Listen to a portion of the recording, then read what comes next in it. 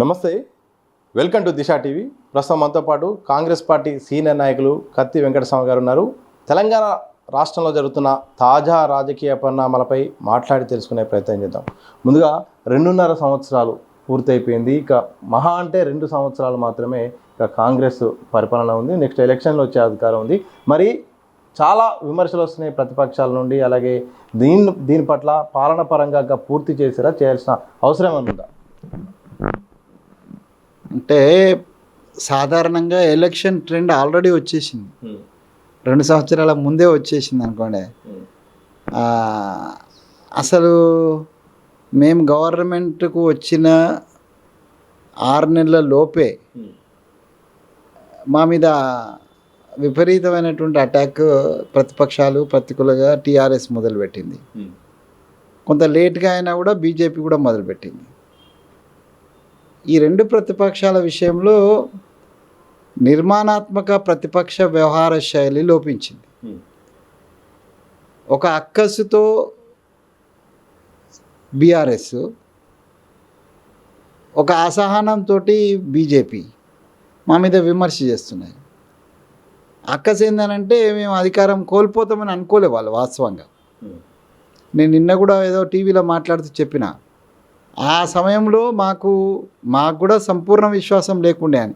కానీ అది వాళ్ళు తిప్పి వచ్చే ఎన్నికల్లో మాకు విశ్వాసం లేదనే ఒక మాట దాన్ని తిప్పి పెట్టినారు. అది వాస్తవంగా అది కాదు. పశ్చిమ బెంగాల్ యొక్క ఎలక్షన్ తోటి బీజేపీ అక్కడ వచ్చినట్టుగా ఇక్కడ వస్తుందని పోలుస్తున్నప్పుడు ఇక్కడ ఆ అవకాశాలు లేవు అని చెబుతూ, గతంలో మాకు కూడా తెలంగాణ రాష్ట్రంలో గత ఎన్నికలలో పూర్తి విశ్వాసం లేకుండే, కానీ కేసీఆర్ మీద ఉన్నటువంటి తీవ్ర వ్యతిరేకత మాకు అనుకూలించిందని చెప్తూ, అదే రకంగా బీజేపీకి పశ్చిమ బెంగాల్లో అనుకూలించిందని చెప్పాను. కానీ వాళ్ళు దాన్ని ఉల్టా రాసినారు. సరే, వాళ్ళ విజ్ఞతకే వదిలేస్తున్నాను నేను. ఇక్కడ ఏందనంటే మేము అధికారం అనూహ్యంగా కోల్పోయినాం అనేటువంటి బాధలో వాళ్ళు ఉన్నారు. వాళ్ళు అసలు ఊహించలే. చివరి ఎలక్షన్ వచ్చేంత వరకు కూడా లాస్ట్ 1 వీక్ వరకు కూడా నెక్ టు నెక్ ఫైటే జరిగింది. దాంట్లో వాస్తవం ఉన్నదే. బీజేపీ ఎక్కడ ఫైట్ ఇవ్వలేకపోయింది. సో బీజేపీ ఎక్కువ ఎలక్షన్లో ఓట్లు లాగితే అది మా వైపు నుంచే లాగేస్తే బీఆర్ఎస్ బయటపడుతుంది అనుకున్నది. కానీ వాళ్ళకున్న లోపాయకారి ఒప్పందం అదే. వాళ్ళిద్దరు కలిసే పనిచేసినారు. కానీ బీజేపీ అనుకున్నంత స్థాయిలో ప్రజలు ఆదరించలేదు. వాళ్ళ ఓట్ల సంఖ్య రాలేదు. కాబట్టి మాకు అధికారం వచ్చింది. అధికారం పోయిందని అక్కస్తో మాట్లాడుతున్నారు తప్పే ప్రజాపక్షంగా ప్రతిపక్షంగా నిజాయితీగా మాత్రం టీఆర్ఎస్ మాట్లాడతలేదు. కాబట్టి ఆ విమర్శలను మేము సీరియస్గా కూడా తీసుకోవద్దని నా ఉద్దేశం. కానీ మా పార్టీ నేతలు కూడా చాలా సీరియస్గా తీసుకోవడం వల్ల అనవసరమైన ఇంపార్టెన్స్ వస్తుంది. కొన్నిటిని ఇగ్నోర్ చేయాలి. కొన్ని విమర్శలను చాలా డిగ్నిఫైడ్గా ఇగ్నోర్ చేసినట్టు ఏది ఉంటే అవి ప్రజాభావ్యంలో పోకుండా ఉంటాయి. కేటీఆర్ మాటల ప్రతి మాటకు మనం స్పందించడం వల్ల, ఆయన అర్థం లేని మాటలన్నిటికీ మనం సమాధానం చెప్పడం వల్ల దాన్ని మనమే ప్రజలలోకి తీసుకుపోతున్నాం. ఇది స్ట్రాటజిక్గా పొలిటికల్ స్ట్రాటజీలో తప్పు మా పార్టీ నుంచి జరుగుతున్నది. దాన్ని సరిదిద్దుకోవాల్సిన అవసరం ఉంది. ఇక రెండో విషయం వ్యతిరేకత అంటే, ఇప్పుడు సాధారణంగా ఎప్పుడు వస్తుంది వ్యతిరేకత? ప్రజా వ్యతిరేక నిర్ణయాలు తీసుకున్నప్పుడు వస్తుంది. మేము ఇప్పటి వరకు ప్రజలకు సంబంధించినటువంటి వ్యతిరేక నిర్ణయాలు ఏం తీసుకోలేదు. మేము ఫ్రీ బస్ ఇస్తున్నాం. ఫ్రీ బస్ ఏదైనా ప్రజా వ్యతిరేక నిర్ణయమా? లేదా ఫ్రీ కరెంట్ ఇస్తున్నాం 200 యూనిట్ వరకు, అది ప్రజా వ్యతిరేక. మేము ఓవరాల్గా ప్రజలను ఇబ్బంది పెట్టే ధరణి లాంటి ప్రజా వ్యతిరేక నిర్ణయాలు ఇప్పటివరకు మేమేం తీసుకోలేదు. గతంలో తీసుకున్నటువంటి ధరణి లాంటి ప్రజా వ్యతిరేక నిర్ణయాల నుంచే మార్పు చేసి మేము ప్రజలకు సానుకూలంగా ప్రజాపాలన పేరుతో కొన్నాం. అసలు సీఎంఓ ఆఫీస్కు వెళ్ళే పరిస్థితి ఉండేనా ఇంతకుముందు? ఇంతకుముందు ఒక మాట మాట్లాడారు, పదే కేటీఆర్కు స్పందించాల్సిన అవసరం లేదని మీరు చెప్పారు. కానీ రేవంత్ రెడ్డి పదే సవాల్కు సిద్ధమా, దమ్ముంటే రా, లెక్కలు చూయించు రా అంటే, ఈరోజు కేటీఆర్ కూడా స్పందించి మీరు ఏ ప్లేస్ చెప్పినా ఏ టైం చెప్పినా నేను అక్కడికి వస్తా, సమానం చెప్తా, లేకపోతే నా రాజకీయాలకు సన్యాసం చేస్తా అని చెప్తాను. నిజంగా ఈ అవకాశము సీఎం రేవంత్ రెడ్డి ఇస్తున్నాడు కదా. వాస్తవం, నేను అదే చెప్పిన కదా, పొలిటికల్ స్ట్రాటజీలో తప్పు జరుగుతుంది. మీరు గతంలో మీరు గమనించినట్టేది ఉంటే టీఆర్ఎస్ వర్సెస్ కాంగ్రెస్ నడుపుతున్నప్పుడు రేవంత్ రెడ్డి గారి యొక్క కామెంట్స్కు పిసిసి అధ్యక్షుడు ఉన్న సమయంలో చాలాసార్లు కేసీఆర్ స్పందించలేదు. ఇప్పుడు కూడా స్పందించట్లేదు. ఇప్పుడైతే మొత్తమే మూసుకొని ఉన్నాడు, అది వేరే విషయం. ఆయన అవుట్డేటెడ్ అయిపోయినాడు. అప్పుడు ఉన్నటువంటిది ఆయన సీఎంగా ఉండి ఆయన స్పందించలే. నేను మా సీఎం గారికి రేవంత్ రెడ్డి గారికి నా ఫ్రెండ్లీ సలేదంటే ప్రతిదానికి మీరెందుకు స్పందిస్తారు? ప్రతిదీ మీరే ఎందుకు నెత్తినేసుకుంటారు? మంత్రులు ఉన్నారు, ఎమ్మెల్యేలు ఉన్నారు, విప్పులు ఉన్నారు, వీళ్ళందరూ ఆయన మాట్లాడేది మీ స్థాయి కాదు. మీరు సీఎం స్థాయిలో ఉన్నారు, ఆయన మీ స్థాయిలో లేడు. ప్రతిపక్ష నేతగా కేసీఆర్ మాట్లాడితే దానికి మీరు స్పందిస్తే బాగుంటుంది. కానీ పొలిటికల్గా కొంత తొందరపాటేనేమో, అందువల్ల వాళ్ళకు ప్రాచుర్యం దొరుకుతుంది అనుకుంటున్నాను. సో ఇప్పటికైనా కేసీఆర్ యొక్క కేటీఆర్ యొక్క సవాల్కు నేను స్వీకరిస్తున్నా. నేను కాంగ్రెస్ పార్టీలో 10 సంవత్సరాల నుంచి ఉన్నా, 12 సంవత్సరాల నుంచి సుదీర్ఘంగా నేను పనిచేస్తున్నా, గ్రౌండ్లో పనిచేస్తున్నా. కేటీఆర్ తనయుడు కేటీఆర్ ఆయన పార్టీ కోసం ఆయన ఫీల్డ్ ఎంత పనిచేసిందో తెలియదు, కానీ సోనియమ్మ వారసునిగా, సోనియమ్మ యొక్క ఫాలోవర్గా, రాహుల్ గాంధీ యొక్క సైన్యంలో వ్యక్తిగా నేను గత 12 సంవత్సరాల నుంచి నిరంతరంగా ఫీల్డ్ మీద పనిచేస్తున్నా, ప్రజల మధ్యలో ఉన్నా. ఈ రాష్ట్రం కాకుండా బయట ఉన్న 10-12 రాష్ట్రాల్లో నేను ఇన్ఛార్జ్గా తిరిగిన. కాబట్టి నేను కేటీఆర్ గారు ఇచ్చిన సవాల్కు నేను సిద్ధంగా ఉన్నా. గవర్నమెంట్ తరఫున మేము డాటా తీసుకొని వద్దాం, మీరు చేసినవి మీరు డాటా తీసుకురండి, మీడియా ముందు కూర్చుందాం, ఇద్దరం కూర్చొని ఒక ఇంటలెక్చువల్ డిబేట్ పెడదాం. తిట్టుకోవడము, బూతులు మాట్లాడుకోవడము ఇది కాదు, సవాలు తొడలు కట్టుడు ఇది కాదు, ఒక ప్రజాస్వామికమైనటువంటి చర్చ. మీకు అమెరికా ఎలక్షన్స్లో డిబేట్స్ జరుగుతూ ఉంటుంది. సో అట్లాంటివి అంటే మన గురించి మనం పాజిటివ్ ఏమున్నది చెప్పుకోవాలి. ఎదుటివన్ నెగిటివ్ కంటే ఎక్కువ మనం పాజిటివ్ చెప్పుకోవడానికే ప్రియారిటీ ఇస్తారు అమెరికా ఎన్నికలలో. నేను కూడా ఏమంటానంటే మీరు చేసిన పనులు మీరు చెప్పండి, మేము చేసిన పనులు మేము చెప్తాం. ఈ కంపారిజన్లో ప్రజలు, తర్వాత మీడియా, ఇంటలెక్చువల్స్, విమర్శకులు వీళ్ళందరూ కూడా న్యాయ నిర్ణేతలుగా ఉంటారు. దానికి నేను ఆహ్వానిస్తున్నా. సవాలు కాదు, ప్రతి సవాలు కాదు, ఇది ఆహ్వానం, ఏదో సాదర ఆహ్వానం. అసలు పాలిటిక్స్లో శత్రువులు ఉండరండి, ఇది రాంగ్ కాన్సెప్ట్. శత్రువులుగా చూస్తున్నారు. పాలిటిక్స్లో, ప్రజాస్వామ్యంలో శత్రువులు ఉండరు, పోటీదారులు ఉంటారు, ప్రత్యర్థులు ఉంటారు. ప్రత్యర్థిని శత్రువుగా తీసుకోవడం తప్పు. ఏమైనా ఇది పాకిస్తాన్, ఇండియానా శత్రు దేశంగా చూడడం అనేది? అసలు దాన్ని కూడా దాయాద దేశంగా చూస్తాం మనం. దాన్నే దాయాద దేశంగా చూసినప్పుడు పక్కనున్న పొలిటికల్ పార్టీని శత్రువుగా చూడడం తప్పనంటే. ఇంతకుముందు ఒక మాట చెప్పారు, రేవంత్ రెడ్డి ప్రతి దానికి స్పందించకూడదు, స్పందించాల్సిన అవసరం లేదని చెప్పారు. కానీ రేవంత్ రెడ్డి పైన ఆరోపణలు చేసినప్పుడు ఎవరు కూడా మంత్రుల స్థాయిలో కూడా కౌంటర్ ఇచ్చే ప్రయత్నం ప్రతిపక్షాలకు చేయట్లేదు అనేది ఒక విమర్శ కూడా ఉంది. నిజంగా కాంగ్రెస్ పార్టీలోని కీలక నేతలు ఎవరు కూడా ఎందుకు అతన్ని కాపాడలేకపోతున్నారా? అలాంటి ఒక నిర్మాణం లేదా? అంటే ఇక్కడ కొంచెం సమన్వయ లోపము. దానికి తోడేందనంటే రేవంత్ రెడ్డి స్టైల్ ఏంటంటే ఈట్కా జవాబ్ పత్తర్. నువ్వు ఒక మాట అంటే 4 మాటలు అంటాడు ఆయన. ప్రతిపక్షం నడుస్తుంది. ఇప్పుడు ఆయన ముఖ్యమంత్రిగా తన కాము కూర్చొని తనలో ఉన్నటువంటి తన సహచర వర్గాన్ని ముందుకు నడపాలి. కానీ వాళ్ళు స్పందించారో తర్వాత, కానీ వాళ్ళు స్పందించే లోపు ఈయన స్పందించడం వల్ల ఆ అవకాశం వాళ్ళకు వస్తలేదని నేను అనుకుంటున్నా. కానీ ఇంటెన్షనల్గా ఈయన మీద తిట్టుకొని ఇలే అని మా మంత్రులు ఉంటున్నారని అయితే నేను అనుకోవటలే. కోఆర్డినేషన్ ల్యాబ్స్ ఉందని నేను ఒప్పుకుంటున్నా.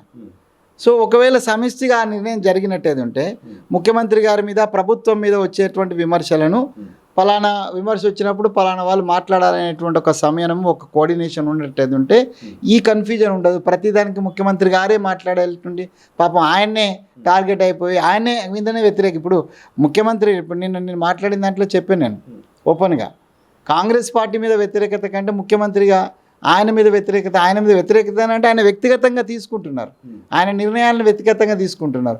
కాబట్టి ప్రతిపక్షాల యొక్క అటాక్ కూడా వారి మీదనే జరుగుతుంది. మొన్న బండి సంజయ్ విషయం వచ్చింది అంటే బండి సంజయ్ కొడుకును కాపాడంలో రేవంత్ రెడ్డి ఆయన దోస్తులు అనేటువంటిది అది వచ్చింది, ప్రచారం వాళ్ళు చేసినారు. దీన్ని కౌంటర్ చేయడంలో వారు మాట్లాడాల్సిన అక్కర్లేదు కదా. పోలీస్ చెప్పాల్సిన సమాధానం పోలీస్ చెప్తుంది, తర్వాత పార్టీ నేతలుగా మాలాంటి వాళ్ళం మేము చెప్పాలా. సో మేము కాకపోతే మీరు అన్నట్టుగా మేము మా స్థాయిలో మీడియా కవర్ చేయకపోవచ్చు, నాలాంటివన్నీ స్పందించినా మీడియా కవర్ చేయకపోవచ్చు. కానీ అదే పొంగులేటి శ్రీనివాసరెడ్డి గారో లేకపోతే ఉత్తమ్ రెడ్డి గారో కోమటిరెడ్డి వెంకటరెడ్డి గారో ఇట్లాంటి మంత్రులు జూపల్లి కృష్ణారావు గారో లేకపోతే వాకాడి శ్రీహరి గారో మన పొన్నం ప్రభాకర్ గారు ఇట్లా మంత్రులు మాట్లాడితే సురేఖ గారు మాట్లాడితే అప్పుడు సీతక్క మాట్లాడితే అప్పుడు మీడియా కూడా ఒక అటెన్షన్ ఉంటుంది. ఆ కోఆర్డినేషన్ అయితే అవసరము. అది లోపించింది అనేది మాత్రం వాస్తవమే. దానివల్ల కొంత ఇబ్బంది వస్తుంది. అది ఇప్పటికైనా దాన్ని సరి చేసుకోవాల్సినటువంటి బాధ్యత మంత్రివర్గం మీద ఉందని నేను భావిస్తున్నాను. కాంగ్రెస్ పార్టీలో సొంత నిర్ణయాలు అంటూ ఏముండవు. ఒక అధిష్టానం ఉంటుంది, సీల్డ్ కవర్ నిర్ణయాలు కూడా చాలా ఉంటాయి. కానీ 2034 వరకు నేనే సీఎం అని రేవంత్ రెడ్డి అన్నారు. ఈ మధ్యనే నిన్ననే పొంగులేటి మాట్లాడుతూ వచ్చే ప్రభుత్వంలో సీఎం ఎవరు అవుతారనేది ఇప్పుడే డిసైడ్ చేయలేమో, అది అధిష్టానం చూసుకుంటుందని ఆయన అంటున్నారు. అసలు ఏం జరుగుతుంది నిజంగా? సీఎం చర్చ ఎందుకు వస్తుంది? అలాగే ఇట్లా ఎవరికి వాళ్ళు నిర్ణయం తీసుకోవడం, ప్రభుత్వం ఉంటుంది పడిపోతుంది, సొంత పార్టీలో ఇట్లా నిర్ణయాలు ఒక స్టాండ్ మీద లేకపోవడము, నేనే సీఎం అని చెప్పడం ఏంటిది? అంటే ఇప్పుడు ఆయన ముఖ్యమంత్రిగా ఉన్నాడు కాబట్టి 34 వరకు మా ప్రభుత్వం ఉంటుంది కాబట్టి నేనే ఉంటుంది అనేటువంటి ఒక మాట అని ఉండొచ్చు. కానీ అది కూడా ఏది గీత దాటినట్టే. ఎందుకంటే ఈ టర్మ్ వరకు మీరు ముఖ్యమంత్రి. రాజశేఖర్ రెడ్డి లాంటి లీడర్ కూడా నెక్స్ట్ టైంకి నేను ముఖ్యమంత్రి అని ఎప్పుడు అనలేదండి నాకు గుర్తున్నంత మటుకు. రాజశేఖర్ రెడ్డి రెండోసారి పోటీ చేస్తున్నప్పుడు కూడా నేనే ముఖ్యమంత్రి అని ఆయన ఇక్కడ ప్రకటించుకోలేదు. సో కొంచెం యువరక్తం కదా రేవంత్ రెడ్డి గారిది, కాబట్టి కొన్నిసార్లు ఆయన అంటున్నాడు. బట్ ఆయన ఒక మాట కూడా చెప్తున్నాడు, ప్రభుత్వం మాది వస్తుంది అనే మాట కూడా చెప్తున్నాడు. ప్రభుత్వం వచ్చిన తర్వాత ముఖ్యమంత్రి ఎవరు ఉంటారు అనేటువంటిది అధిష్టాన నిర్ణయమే ఫైనల్, దాంట్లో డౌట్ ఏం లేదు. సో గతంలో లాగా మరీ షీల్డ్ కవర్ సిస్టమ్ లేదు, కానీ ఇప్పుడు కొంత అభిప్రాయ సేకరణ జరుగుతుంది. అధిష్టానం చేతిలోకి మొత్తం రేవంత్ రెడ్డి వెళ్ళాడు. రేవంత్ రెడ్డి అధిష్టానాన్ని డామినేట్ చేసే పరిస్థితులు ఉన్నారని కూడా వేం నరేందర్ రెడ్డి రిక్రూట్మెంట్ తర్వాత కానీ, అలాగే వరుసగా ఆయన నేనే సీఎం అన్న వ్యాఖ్యల నేపథ్యంలో ఒక కాన్ఫిడెన్స్ కనిపిస్తుంది. నిజంగా అధిష్టానాన్ని ఈరోజు రేవంత్ రెడ్డిని పక్క పెట్టే పరిస్థితి ఉందా, లేకపోతే ఈయన నిర్ణయమే ఫైనలా? అసలు పక్క పెట్టాలని ఎందుకు అనుకుంటున్నారు? ఇప్పుడు ఇక్కడ బాగా నష్టం. ఇప్పుడు మీరు పక్క పెట్టాలి లేకపోతే తప్పించాలనేది ఎప్పుడు వస్తుంది? ఇప్పుడు కర్ణాటక ఉంది, కర్ణాటకలో DK శివకుమార్ గారిని తీసుకొచ్చినారు. చాలా సమయంతో చాలా ఒడిదొడుకులు లేకుండా నెక్స్ట్ గవర్నమెంట్ వచ్చేటువంటి రకంగా ఒక BC ముఖ్యమంత్రిని తీసేటప్పుడు ఎంత జాగ్రత్త తీసుకోవాలనో ఆ జాగ్రత్తలన్నీ తీసుకొని, అది ముందు వాగ్దానం. అది అంటే నేనైతే ప్రత్యక్షంగా ఆ చర్చలలో లేను, మా స్థాయి కాదు అది. బయటకు వచ్చినటువంటి మీ ద్వారా వచ్చినటువంటి సమాచారమే 2.5 సంవత్సరాలు సిద్ధరామయ్య గారు అది బయటకు వచ్చింది. కాబట్టి దాన్ని మార్పులో కూడా చాలా సెన్సిటివ్ కాబట్టి ఒక 6 నెలలు లేట్ అయింది. ఒక 6 నెలలు లేట్ అయ్యి నిర్ణయం తీసుకుంటాం. అట్లాంటి పరిస్థితి తెలంగాణలో లేదు కదా. ఇప్పుడు ఇట్లా ముందు ఒప్పందము లేదు, ఇప్పుడు అట్లాంటి ఇబ్బందికర పరిస్థితి కూడా ఏం లేదు. సో వేం నరేందర్ రెడ్డి గారికి రాజ్యసభ ఇప్పించడం అనేటువంటిది రొటీన్లో భాగమైతే, ఇప్పుడు వేం నరేందర్ రెడ్డి గారు చాలా సన్నిహితుడు సీఎం గారికి. అప్పుడు ఆయన హన్మకొండ టికెట్ ఆశించినాడు. హన్మకొండ కాకుండా ఇంకెక్కడి నుంచి అయినా కూడా ఇవ్వమన్నారు. అప్పుడు ముఖ్యమంత్రి గారుగా అప్పుడున్నటువంటి PCC అధ్యక్షుడిగా ఆయనకు ఒక ప్రామిస్ చేసినాడు, నీకు భవిష్యత్తులో నేను చూస్తే ఇప్పుడున్నటువంటి పరిస్థితుల్లో నేను ఫైట్ చేస్తున్నా, మీరు కూడా ఫైట్ చేస్తే బాగుండదు అనేటువంటి ఒక ఇంటర్నల్ సంజోతాలో ఆయనకు ప్రామిస్ చేసి ఉంటాడు. ఎమ్మెల్సీ అవకాశం రాలేదు కాబట్టి MP అవకాశం వచ్చింది. అధిష్టానానికి రిక్వెస్ట్ చేసిండు, అధిష్టానం యాక్సెప్ట్ చేసింది. అంత మాత్రానే రేవంత్ రెడ్డి నిర్ణయమే ఫైనల్. అధిష్టానం ఓకే అనుకుంటే రేవంత్ రెడ్డి గారు రాజ్యసభకు పంపవాళ్ళే కాదు కదా. సో అధిష్టానం కూడా సానుకూలంగా స్పందించింది. అధిష్టానం కూడా తెలుసు గతంలో ఏది ఎమ్మెల్యే ఎలక్షన్ జరుగుతున్నప్పుడు ఏమేమి జరిగినాయి అనేది అధిష్టానం అన్ని బయట పెట్టాం కదా. అధిష్టానం కొన్ని నిర్ణయాలు లోపల జరిగి ఉంటాయి కదా, అది వేం నరేందర్ రెడ్డి గారికి ప్రామిస్ చేసి ఉంటారేమో కాబట్టి ఇప్పుడు ఇచ్చి ఉంటారు. దాన్ని మనము రేవంత్ రెడ్డి యొక్క డామినేషన్ కింద తీసుకోవద్దు. అధిష్టానం కూడా దాన్ని సానుకూలంగా స్పందించింది అనేటువంటిదే తీసుకోవాల్సిందే. పార్టీకి ప్రభుత్వానికి మధ్యలో ఒక గ్యాప్ ఉందన్నట్టు చాలా స్పష్టంగా కనిపిస్తోంది. సీఎం రేవంత్ రెడ్డి చేసిన వ్యాఖ్యలకు PCC అధ్యక్షుడు చేసిన దానికి అసలు కొన్ని సందర్భాల్లో మ్యాచ్ కావట్లేదు. అలాగే పదవుల విషయంలో కానీ ఏం జరుగుతుందో మాకు అర్థం కావట్లేదని కాంగ్రెస్ పార్టీ నాయకులు అంటున్నారు. ప్రభుత్వ నిర్ణయాలు పార్టీ ఎక్కడో అక్కడ ఈ గ్యాప్ అనేది చాలా స్పష్టంగా కనిపిస్తుంది. సమన్వయం ఎక్కడనో లైన్ కలవట్లేదని ఒక ప్రచారం ఉంది. నిజంగా మీ యొక్క విశ్లేషణ ఏం చెప్తారు? ఇప్పుడు కొన్ని నిర్ణయాలలో ప్రభుత్వంలో పార్టీ పరంగా ఇంటర్ఫరెన్స్ ఉండదండి. ఇప్పుడు నేను స్వయంగా మా ఇన్ఛార్జ్ గారికి ఈ ఫీజు రియంబర్స్మెంట్ విషయం వచ్చినప్పుడు నేను వారికి ఒక సలహా ఇవ్వడానికి ప్రయత్నం చేశాను. ఇట్లా కాదండి, ఇది ఈ దాంట్లో professional colleges, non professional colleges ఉన్నాయి. నాన్ ప్రొఫెషనల్ కాలేజెస్ యొక్క సంఖ్య ఎక్కువ, స్టూడెంట్స్ ఎక్కువ, వాళ్ళకి ఇచ్చే అమౌంట్ తక్కువ. ప్రభుత్వం ఎక్కడో దీన్ని సెగ్రిగేట్ చేసుకోవడంలో విఫలమవుతుంది. ఫస్ట్ మనం నాన్ ప్రొఫెషనల్కి ఇచ్చేద్దాం. సో 80% స్టూడెంట్స్కు క్లియర్ అవుతుంది, ఓన్లీ 20% ఉంటుంది. ఈ 20% professional college like engineering college, pharmacy colleges. ఈ ఇంజనీరింగ్ ఫార్మసీ కాలేజీలకు వాళ్ళకు మేనేజ్మెంట్ కోటా ద్వారా వాళ్ళ సర్వైవ్ అయ్యే పరిస్థితులను చూస్తే వాళ్ళకి ఆపుదాం, వాళ్ళకి ఇవ్వద్దని అనలే, వాళ్ళకి తాత్కాలికంగా ఈ కేసు చేద్దామన్నా. ఇది ప్రభుత్వ నిర్ణయం కాబట్టి నేను ఇంటర్ఫియర్ కాదని పార్టీ పరంగా అన్నారు వారు. అంటే పార్టీ ఏ మేరకు ప్రభుత్వ వ్యవహారాల్లో ఇన్వాల్వ్ కావాలో అంతవరకే అవుతుంది, అంతకు మించి కాదు. అది పార్టీకి కొంత నిబద్ధత ఉంది. అక్కడ అది ఇన్ఛార్జ్ గారు కావచ్చు, పిసిసి అధ్యక్షుడు అయితే అపారమైనటువంటి ఆర్గనైజేషన్ అన్న అనుభవం ఉన్నటువంటి వాళ్ళు ఇద్దరు కూడా, ఇన్ఛార్జ్ అండ్ మన పిసిసి అధ్యక్షుడు. కాబట్టి వాళ్ళకి లిమిటేషన్స్ తెలుసు. నేనైతే 10-12 సంవత్సరాల క్రితం వచ్చిన, నేను బార్న్ కాంగ్రెస్ కాదు, కానీ ఆయన ఎన్ఎస్ఏ నుంచి వచ్చినాడు. కాబట్టి ఆయనకు ఎంత మేరకు పోవాలన్నది ఇష్టం తెలుసు. కాబట్టి ఆ క్రాస్ అయితలేడు కాబట్టి గ్యాప్ ఉంది అనుకుంటున్నారు. నేను అనుకుంటున్నానంటే ఆయన లిమిట్లో లక్ష్మణ్ లేఖన ఆయన దాడతలేడు. ఇంతకు మించి ఇప్పుడు కార్యకర్తల దగ్గర పోయినప్పుడు కొందరికి, నాకే మొన్న మేడం అట్లా చెప్పింది, కొందరు వ్యక్తిగతమైనటువంటి పనుల కోసం పోతారు. పోయినప్పుడు పిసిసి గారు, అరే దీంట్లో ఇంటర్ఫియర్ కాలేదమ్మబ్బా, ఇది ప్రభుత్వానికి సంబంధించింది, మీరు ఓపిక పట్టాలంటే, అరే అంటే ప్రభుత్వంలో పార్టీది ఏం నడతలేదని అనుకునే అవకాశం కూడా ఉంటుంది. సో ఇట్లా కొంత అపోహ ఉంటుంది, కానీ పార్టీని కంప్లీట్గా ప్రభుత్వం డామినేట్ చేయదు, ప్రభుత్వాన్ని పూర్తిగా పార్టీ డామినేట్ చేయదు. ఈ రెండు కూడా రెండు కళ్ళు లాంటివి, రెండు జోడెద్దులు. సో రెండు ట్రైన్ ట్రాక్లో 2 రైల్స్ పోవాలి కదా, ట్రాక్లో అది కొంచెం అడ్డం తిరిగినా ఇది కొంచెం అడ్డం తిరిగినా డీరైలింగ్ అవుతుంది. సో ఈ రెండింటికి లిమిటేషన్స్ ఉన్నాయి, పార్టీకి అండ్ ప్రభుత్వానికి. ప్రభుత్వ అధినేతగా రేవంత్ రెడ్డి గారికి, పార్టీ అధినేతగా మహేష్ కుమార్ గారికి వాళ్ళు సమాంతరంగా నడవాల్సిందే తప్ప వాళ్ళు అటు ఇటు అయినట్టు ఉంటే డీరైల్ అయ్యే అవకాశం ఉన్నది. దాన్ని ఈ గ్యాప్ అయితే ఎప్పుడు ఉంటుంది. మీరు అన్నారు కదా గ్యాప్, నేను గ్యాప్ ఏమంటున్నా అంటే 2 రైల్స్ మధ్యన ఉన్న గ్యాపే అంటున్నా, అంతకుమించి గ్యాప్ లేదు, అది అనివార్యమైన గ్యాప్ అని అంటున్నా. ఈ మధ్యకాలంలో తెలంగాణ వాదం తెరపైకి వచ్చింది పవన్ కళ్యాణ్ గారి రాక తర్వాత. అలాగే ఆయన చేసిన స్టేట్మెంట్ నేపథ్యంలో మరోవైపు ఏదైతే ఎన్టీఆర్ విగ్రహం సీఎం రేవంత్ రెడ్డి దాన్ని ప్రారంభించడంలో కొన్ని వ్యాఖ్యలు చేశారో అదొక వివాదం, అది పక్క పెడదాం. లేటెస్ట్గా 2 అరెస్ట్ అయ్యారు. ప్రధానంగా తెలంగాణకు సంబంధించిన కేవీఆర్ను ఆంధ్ర పోలీసులు ఇక్కడికి వచ్చి లాక్కొని పోయారు చాలా దారుణంగా, అది సివిల్ డ్రెస్సులో. సో మరోవైపు యాదాద్రి టెంపుల్ విషయంలో కూడా ఒకరిద్దరు రిక్రూట్మెంట్ కూడా చర్చనీయాంశంగా మారుతుంది. ప్రధానంగా చిరంజీవి గారి భార్యకి ఇవ్వడానికి కూడా పెద్ద ఎత్తున తెలంగాణ వాదులు కొంత ఆవేదన కనిపిస్తుంది. ఇవన్నీ కూడా ఎట్లా చూడొచ్చు? మీరు తెలంగాణ వాదం ముందుకొచ్చింది అనేటువంటి దాన్ని నేను అంగీకరించాను. తెలంగాణ వాదం ఎప్పుడు చచ్చిపోలే. తెలంగాణ వాదం నివురుగప్పిన ఇప్పులాగానే ఉంది. కేసీఆరే నిజంగా చెప్పాలంటే తెలంగాణ వాదం ముందుకు రాకుండా తెలంగాణ ఉద్యమకారులందరినీ కూడా అణిచివేసి వాళ్ళందరికీ ఇంపార్టెన్స్ తగ్గించి, అవసరమైతే నాలాంటి వాళ్ళని తొక్కేసి, అవసరమైతే కోదండరాం లాంటి వాళ్ళని అరెస్ట్ చేసి తెలంగాణ వాదం అనేది లేకుండా ఉండాలని కేసీఆరే ప్రయత్నం చేసింది. మా ప్రభుత్వం చేయలే. సో మా ప్రభుత్వం వచ్చిన తర్వాత తెలంగాణ వాదానికి, తెలంగాణ అస్తిత్వానికి మేము ఒక రకంగా ఊపిరి పోసినాం. మేము మొన్ననే మా ప్రభుత్వం పక్షాన తెలంగాణ ఉద్యమకారుల గుర్తింపు కోసం ఒక కమిటీ వేసినాం. 10 ఏళ్లలో ఎవరు చేయాల్సి ఉండేది? కేసీఆర్ యొక్క ప్రధాన బాధ్యత కదా పాపం.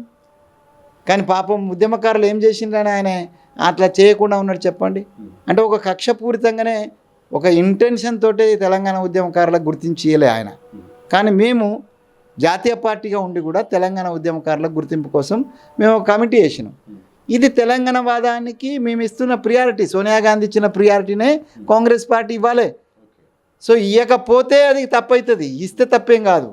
సో తెలంగాణ వాదములో ఈ రెచ్చగొట్టే అంశాలు ఇవి మొన్న June 2 నాడు ఆయన గారు ఆయనకు అక్కడేం పని లేదు కాబట్టి ఇక్కడికి వస్తానని ప్రయత్నం చేసిండు.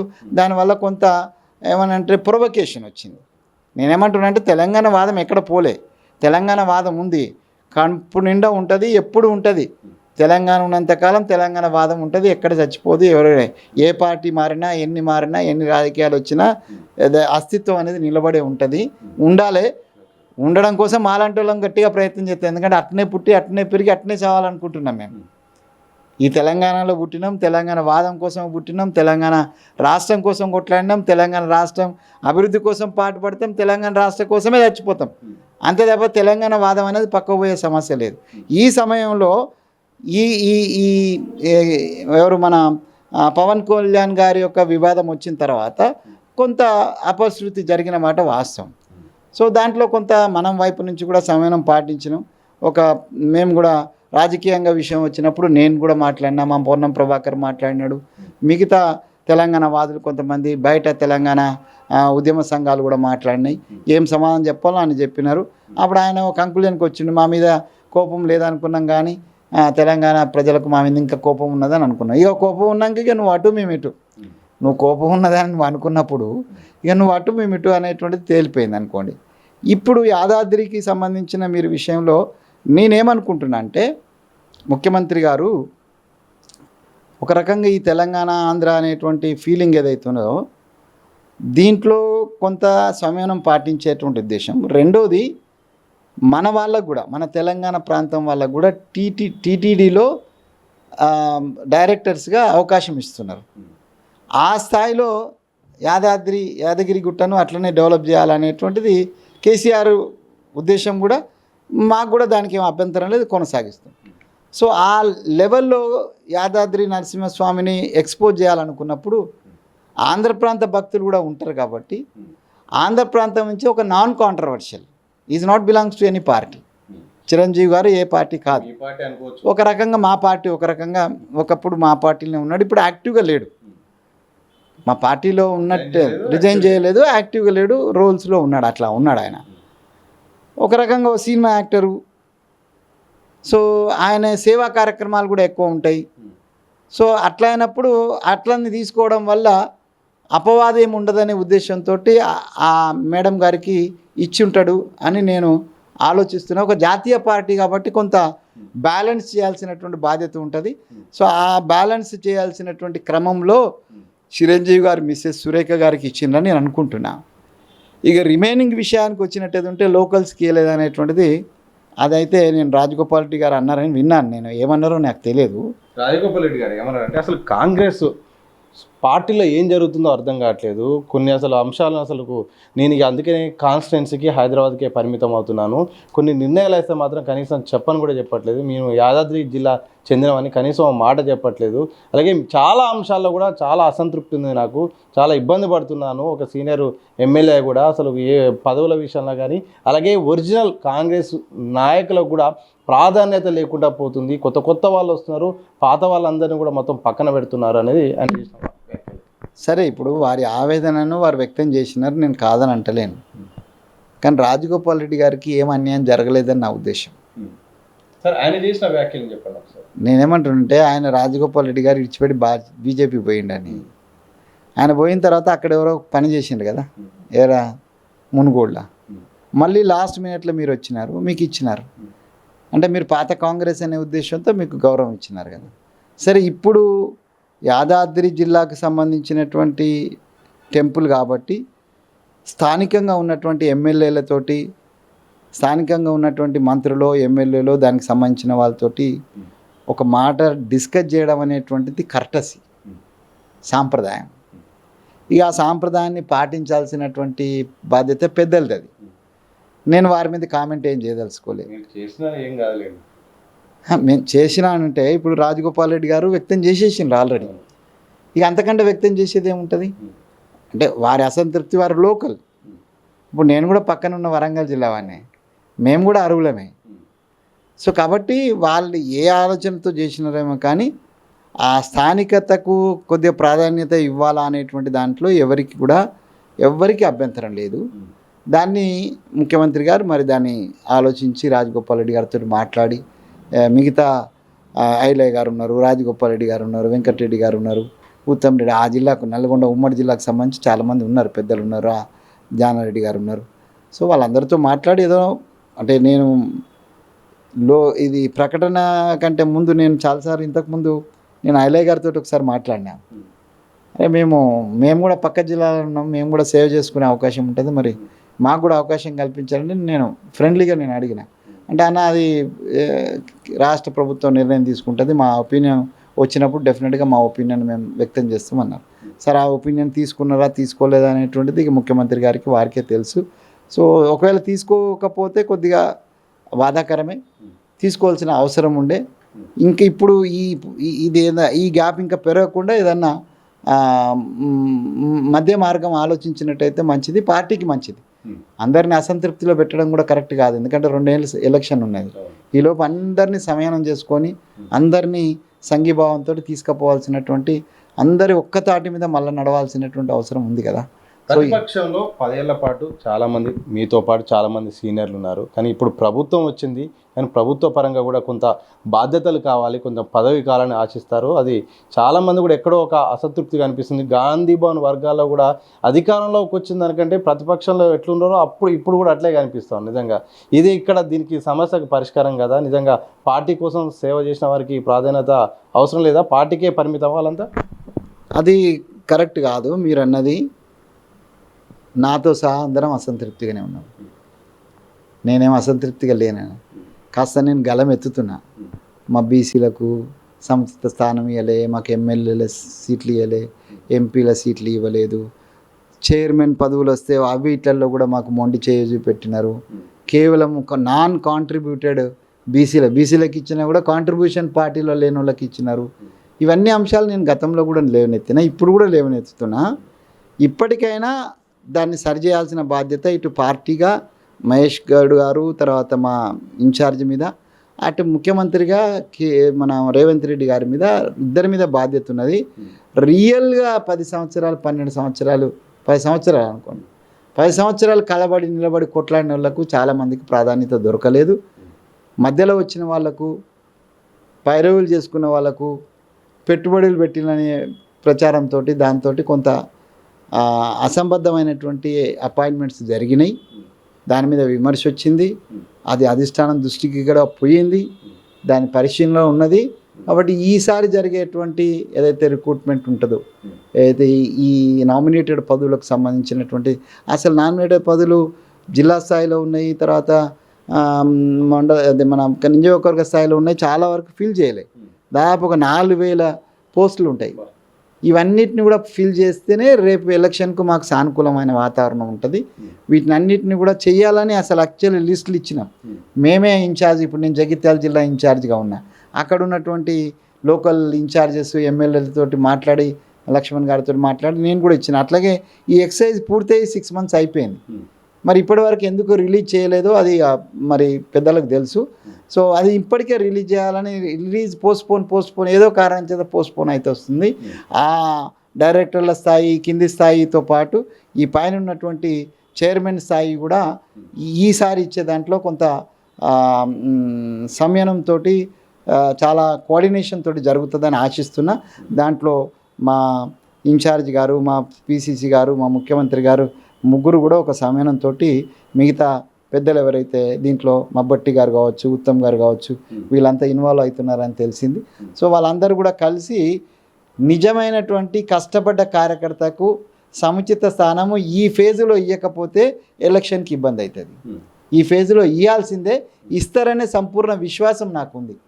ఇవ్వకపోతే అడిగేటువంటి గట్స్ కూడా నాకున్నాయి. మా పార్టీలో అవకాశం ఉంటుంది, కనీసం మాట్లాడని అవకాశం ఉంటుంది. మిగతా పార్టీలు ఈ మాత్రం కూడా ఉండదు. కనీసం మా భావనను, మా ఆవేదనను వ్యక్తం చేసుకునేటువంటి అవకాశం కాంగ్రెస్ పార్టీలో ఉంటుంది. ఊకే ఆవేదన వ్యక్తం చేసుకుంటే కూడా లాభం ఉండదు. ఆవేదన నుంచి ఆవేశం వస్తుంది, ఆవేశం నుంచి ఆక్రోశం వస్తుంది, ఆక్రోశం నుంచి తిరుగుబాటు వస్తుంది. సో ఆ దిశగా వెళ్లకుండా డెఫినెట్గా పార్టీ పెద్దలు ఈ నిర్ణయాలు తీసుకోవాల్సినటువంటి బాధ్యత. ఇది కరెక్ట్ కార్నర్, ఇది ఈ జంక్షన్లో తీసుకోవాలి. ఎందుకంటే ఇప్పుడు ఆగస్టులో కొత్తగా చైర్మన్స్ ఇస్తామంటున్నారు, కొత్తగా ఈ డైరెక్టర్స్ ఇవన్నీ ఇస్తామంటున్నారు. చిన్న చిన్న పదవులు, పిఎస్సి పదవులు ఇవన్నీ ఇస్తామంటున్నారు. ఇవన్నిటిని కూడా చాలా జాగ్రత్తగా, చాలా పకడ్బందీగా చేస్తేనే మనం ప్రతిపక్షాల దాడిని ఎదుర్కోగలుగుతాం, ఇటు స్వపక్షం నుంచి సంపూర్ణ మద్దతును కూడా కట్టుకోగలుగుతాం. చివరి ప్రశ్న, ఒకవైపు బీజేపీ, ఒకవైపు బీఆర్ఎస్, రెండు ఇట్లా జట్టుగా దండుగా రెండు రకాలుగా దాడి చేయడానికి సిద్ధమవుతుంది. అది అవునన్నా కాదన్నా మీరు ఒప్పుకోవాల్సిందే. నెక్స్ట్ 2 ఏళ్ళు మాత్రమే సమయం ఉంది. చాలామంది కూడా అసంతృప్తితో ఉన్నారు. చాలామంది ఇక మంత్రులు, ఎమ్మెల్యేలు అయితే ఇక మరోసారి అధికారం వల్ల వస్తాం రావా అన్నట్టు కూడా వాళ్ళ పని వాళ్ళు చేసుకుంటూ పోతున్నారు. మరోసారి అధికారంలోకి రావాలంటే పదవులు ఇస్తే న్యాయం జరుగుతుందా? ఒకవేళ పదవులు ఇవ్వకపోతే కాంగ్రెస్ పార్టీలో తీవ్రమైన తిరుగుబాటు వచ్చే అవకాశం ఉందా? పదవులు ఇచ్చే అవకాశం ఉంది. పదవులు ఇస్తారు కాబట్టి మళ్ళీ కలిసి పనిచేస్తారు. ఒకవేళ ఇవ్వకపోతే కొంత అసంతృప్తి ఉంటుంది. అది కంప్లీట్గా పార్టీ యొక్క విజయావకాశాలకు దెబ్బతీసే అవకాశం ఉంది. ఇప్పుడు అసంతృప్తిలో ఉన్నవాడు తిరుగుబాటు చేయకపోయినా కనీసం అసంతృప్తితోటి, ఆవేదనతో ఇంట్లో కూర్చుంటాడు. సో ఇంట్లో కూర్చున్నా అసలు ఇప్పుడు నేను కత్తి వెంకట స్వామి ఉన్నాడు, నేను తిరుగుబాటు చేయలే. మొన్న నాకు ఎమ్మెల్యే టికెట్ ఇవ్వకపోయినా కూడా నేను తిరుగుబాటు చేయలే. ఎంపీ టికెట్ అడిగడానికి అవకాశం ఇవ్వలే. ఎమ్మెల్సీగా అవకాశం వస్తే వేరే వాళ్ళు ఎవరికో అసలు సీన్లో లేనటువంటి విజయశాంతి గారిని తీసుకొని వచ్చిండ్రు. నేను ఉద్యమకారుడిని, బీసీ బిడ్డను, నన్ను కాదని మరి విజయకాంత్ శాంతి గారిని తీసుకొచ్చిండ్రు. విజయశాంతి గారి ఆమెను తీసుకొస్తే పోనీ ఆమె ద్వారా మాకు బాగా పార్టీకి ఒక లైనప్ అయింది, బాగా ఉపయోగపడదంటే అది లేదు. అదే కత్తి వెంకట స్వామి అయినటువంటి ఇచ్చేది ఏంటంటే ఇలా తెలంగాణ ఉద్యమకారులకు మీరు గౌరవం ఇచ్చినప్పుడు మా దయాకర్కి ఇచ్చిండ్రు. ఇవ్వడం వల్ల ఒక సామాజిక వర్గంలో మంచి పేరు వచ్చింది, ఉద్యమకారుడికి ఇచ్చిందనే మంచి పేరు వచ్చింది. తెలంగాణ ఉద్యమం నుంచి ఇప్పటి వరకు నిరంతరంగా టీవీలలో అక్కడిక్కడ పార్టీ తరఫున పనిచేసినందుకు అతనికి గౌరవం దక్కింది. అట్లాగే నాకు కూడా దక్కాలి కదా, అట్లాగే బీసీ బిడ్డగా నాకైతే దక్కాలి కదా. నేను 54 సీట్లు అడిగినందుకు నన్ను పక్క పెడతారా చెప్పండి? నేను 54 సీట్లు ఇవ్వమన్నందుకు, బీసీలకు సముచిత స్థానం జరుగుతుంది అన్నందుకు, బీసీలకు సముచిత స్థానం అనేది నేనన్న మాట కాదు కదా, మరి రాహుల్ గాంధీ గారే అన్నారు కదా. మా ఉదయపూర్ అండ్ రాయ్పూర్ డిక్లరేషన్లో ఉంది కదా బీసీలకు సముచితమే అని. నేను పార్టీ చేసిన నిర్ణయాన్ని నేను భుజాన్ని తీసుకొని పోతే నేను టార్గెట్ అయితే ఎట్లా, నన్ను పక్కన పెట్టయితే ఎట్లా? ఇది మరి క్యాడర్ ఫీల్ అవుతుంది కదా. నాతోటి 100 మంది నడిచినారు, 100 మంది 110 మందికి లిస్ట్ ఇచ్చిన మేము 70 మంది ఢిల్లీకి వెళ్ళినాము, ఇది ఆస్పిరెంట్స్ము. వీళ్ళందరూ ఏమనుకుంటారు, మమ్మల్ని కావాలని పక్క పెడుతున్నారు అనుకుంటారు కదా. ఇది ప్రమాదం కదా పార్టీకి. పోయినసారి అని అంటే పార్టీ అవకాశాలను దెబ్బతీయొద్దు, లాస్ట్ మినిట్లో ఏం కావద్దు అనే ఉద్దేశంతో మేమందరం కూడా ఒక్కళ్ళం కూడా తిరుగుబాటు చేయకుండా, ఒకరిద్దరు పార్టీ మారి వెళ్ళిపోయినారు, కానీ మిగతా వాళ్ళందరం కూడా పనిచేసినాము, ఈ ఆస్పిరెంట్స్ అందరం కూడా. మరి ఇప్పుడు కూడా అదే వివక్ష జరిగితే నేను ఇంటికాడ కూర్చున్నా కూడా నష్టమే. నేను కూడా 10 ఓట్లు తీయగలుగుతా కదా, 10 మందిని ఇంప్రెస్ చేయగలుగుతా కదా, నాలాగా అందరు కార్యకర్తలు కదా. సో ఆ కార్యకర్తలు కింది స్థాయి వాళ్ళందరికీ కూడా మా సంగతి వదిలిపెట్టండి. నాలాంటి వాడు సైద్ధాంతిక కట్టుబడి ఉన్నా కాబట్టి నన్ను వదిలిపెట్టండి. కానీ కింది స్థాయి కార్యకర్త కేసులు పెట్టించుకొని ఇబ్బంది పడి, అంటే ప్రభుత్వం లేనప్పుడు అంటే అనమ రామచంద్ర అని తిరిగిన వాళ్ళు పాపము, వాళ్ళందరికీ ప్రభుత్వం వచ్చిన తర్వాత కింద తిండి దొరకాలి కదా, వాళ్ళకొక ఉపాధి దొరకాలి కదా, వాళ్ళకొక సాంతన దొరకాలి కదా. మరి వాళ్ళని ఆలోచించమని కోరుతున్నాను నేను ముఖ్యమంత్రి గారిని, పిసిసి అధ్యక్షుల గారిని, మా ఇన్ఛార్జ్ గారిని, మంత్రులందరినీ కోరేది ఏంటంటే, నిజంగా మీకోసం మీరు ఇలా పదవిలో ఉన్నారంటే ఆ బేస్ కార్యకర్తలు వాళ్ళు ఇప్పుడు కన్నీరు పెడుతున్నారు. ఆ కన్నీరును తూడ్చాల్సినటువంటి బాధ్యత ముఖ్యమంత్రి నుంచి మంత్రుల వరకు ఉన్నది, ఎమ్మెల్యేల వరకు ఉన్నది. వాళ్ళ కన్నీరు తీర్చండి, వాళ్ళను ఉత్సాహం నింపండి. వచ్చే ఎలక్షన్ కోసం వీర సైనికుల్లాగా వాళ్ళు పనిచేసేటువంటి దిశగా వాళ్ళకు దిశాదర్శనం చేయండి అని మీ దిశ ద్వారా వాళ్ళకు దిశాదర్శనం చేయవచ్చు. Thank you very much. ఇది మొత్తంగా ప్రతిపక్షంలో 10 ఏళ్ల పాటు కాంగ్రెస్ కోసం పోరాడిన కార్యకర్తలకు, నాయకులకు కూడా పార్టీ గుర్తించాల్సిన అవసరం ఉంది. ఇప్పటికే ఆలస్యం జరిగింది, ఇదే సరైన సమయం. ఈ సమయంలోనే ఎవరైతే పార్టీ కోసం పనిచేశారో, ప్రభుత్వంలోకి రావడానికి కృషి చేశారో వారికి పదవులు ఇస్తే మరోసారి ప్రభుత్వాన్ని ఫామ్ చేసే అవకాశం ఉంది. లేకపోతే మాత్రం ప్రభుత్వం పడిపోయినా ఆశ్చర్యం లేదు. ఎందుకంటే పనిచేసే వాళ్ళు మౌనంగా ఉన్నది పార్టీకి, ప్రభుత్వానికి కూడా ప్రమాదమే. మరోవైపు సీఎం రేవంత్ రెడ్డి ప్రతి అంశం పైన ఆయన మాట్లాడాల్సిన అవసరం లేదు. అనవసరంగా మాట్లాడడం వల్ల ప్రతిపక్ష పార్టీలకు బలాన్ని ఇచ్చిన సందర్భం కనిపిస్తుంది. ఆయన ప్లేస్లో ఆయనకు సంబంధించిన వేరే వాళ్ళు, పార్టీ సంబంధించిన లీడర్లను కూడా మాట్లాడే అవకాశం ఇవ్వాలి. అలాగే ప్రతి సందర్భాన్ని కూడా ప్రతిపక్షాలు చేసే ఛాలెంజ్లకు ఈయన ఛాలెంజ్ విసరడం కూడా సరైనది కాదు. ఇది ప్రతిపక్షాల బలాన్ని ఇంకా పెంచే విధంగా ఉంటుంది. మరోవైపు కేవలం 2 సంవత్సరాలు మాత్రమే ఉంది. ఈ 2 సంవత్సరాలు ఇప్పటికైనా పార్టీ సంబంధించిన వాళ్ళకు పదవులు ఇచ్చి వాళ్ళను మంచి ఒక సైనికులాగా వాడుకుంటే అధికారంలోకి వస్తాయి. కానీ చాలామంది అయితే మాత్రం అసంతృప్తితో ఉన్నారు, ఆవేదనతో ఉన్నారు. మరి ఆ ఆవేదనను కూడా అధిష్టానం, రాష్ట్ర కాంగ్రెస్ పార్టీ, ఇక్కడ ప్రభుత్వం కూడా ఒక లిస్ట్ అవుట్ చేసి అందరికీ కూడా సముచిత స్థానం కల్పించాల్సిన బాధ్యత ప్రభుత్వంపై, పార్టీపై ఉందని కూడా కాంగ్రెస్ పార్టీ సీనియర్ నాయకులు కత్తి వెంకటస్వామి గారు అంటున్నారు. మరి ఆ దిశగా అడుగులేస్తుందా, లేకపోతే మరోసారి ప్రతిపక్ష పాత్ర పోషించడానికి కాంగ్రెస్ సర్కార్ సిద్ధమవుతుందనేది మాత్రం భవిష్యత్తులో పార్టీ, ప్రభుత్వం తీసుకునే నిర్ణయాన్ని బట్టి కూడా ఆధారపడి ఉంటుంది. కనపర్సన్ మధుసూదన్తో సతీష్, దిశ టీవీ, హైదరాబాద్.